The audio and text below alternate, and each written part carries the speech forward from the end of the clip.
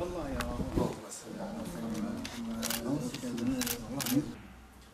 Gazetecilerin, daha doğrusu gazeteciliğin, basının gücünün ve toplum üzerindeki etkisini malumunuzdur. Varsa yanlışların düzeltilmesine sebebiyet veren bence en büyük çalışmalardan biridir. Çünkü malumunuz dünya gittikçe zaten küçülüyor. Ben bu konuda sizin yapmış olduğunuz çalışmalardan dolayı sizi tebrik ediyorum. Günümüzde çalışan gazeteciler sizin çalışmalarınız konusunda da biraz da fikir alma konusunda bir ziyarette bulunalım. Malumunuz medya insanların sesi, gözü ve kulağı durumundadır.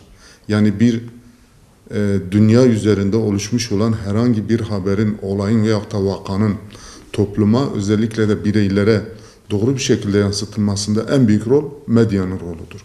Ve bunu bize aktaran medyada çalışan insanlardırlar. O yüzden bunun mahiyetinin çok iyi bir şekilde anlaşılması lazım.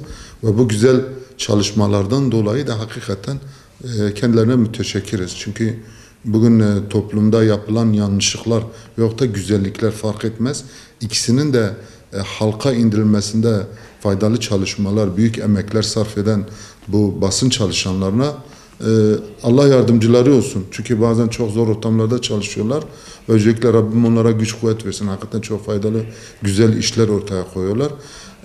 Varsa onların eksik ve sıkıntılarını da bizim ortaya koymamız gerekir. Yani tabiri caizse mutfaktan pişmiş, önümüze gelmiş olan bir haberi sadece bir tuşla bakıp onları değerlendirmek farklıdır ama bunun mutfak kısmına baktığınız zaman çok enerjinin, hakikaten çok meşakkatin, çok zor şartlarda çalışmanın neticesi olarak ortaya konulan bir hizmettir. O yüzden çalışan gazetecilerin gününü başta tebrik ediyorum. Biz de Hüdapar heyetinin Radyo Televizyon Yayıncıları Derneği'ni ziyaret etmesinden basın günü, basın çalışanlarının gününü tebrik etmelerinden dolayı ziyaret etmelerinden memnun kaldık. Allah-u Teala onlardan razı olsun. RATEV olarak bizler de uzun yıllardır Radyo ve Televizyon Yayıncıları Derneği olarak faaliyetlerimizi devam ediyoruz. Bu çerçevede üyemiz olan radyolar ve televizyonlar bulunmaktadır.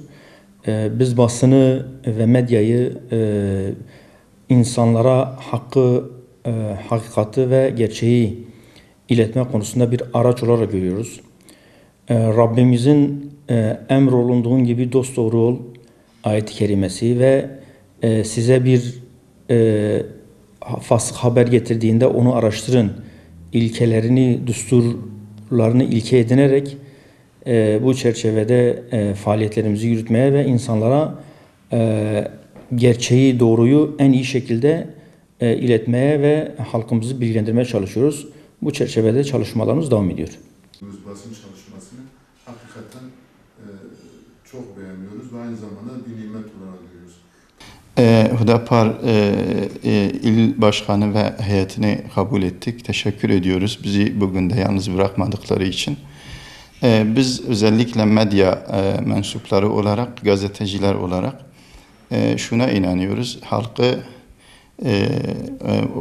Halkı özellikle gerçeklerle, gerçek haberleri sunma adına elimizden gelen ne varsa onu sunmaya çalışıyoruz. Şöyle düşünüyoruz, diyoruz ki hani bir esnaf ya da bir fırıncı eğer ekmeğini yapıyorsa ve ekmeğiyle halkı zehirlemiyorsa ve buna bir teşebbüsü olmuyorsa biz gazeteciler olarak da haberleri sunma konusunda, gündemi insanlara ulaştırma konusunda insanları doğruya yönlendirme ve insanları bilgiyle zehirlememe konusunda bir gayret ve çaba gösteriyoruz ve böylece de çabamızı devam ediyoruz.